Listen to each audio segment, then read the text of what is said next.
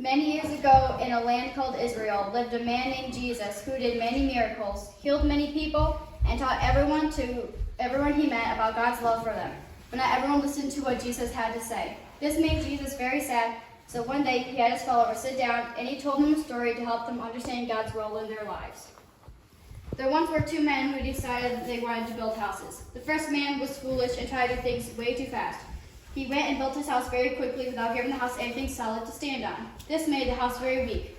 One day, when a storm came along, the wind and the rain pushed against the foolish man's house, and the foolish man's house fell over.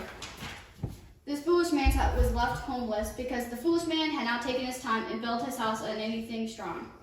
But there was also a second man who was very wise. This man also decided to build a house. The wise man decided to take his time and make sure his house was built right. He used a shovel and worked hard to deep into the dirt.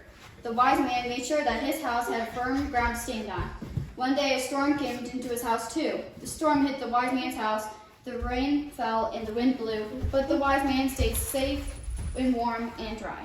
The wise man was happy in his house for the rest of his life because the wise man had taken his time and built his house on something strong. When Jesus finished his story, he told the crowd that loving God and doing what God says are important to helping us have a house that will stand on the storms in life come.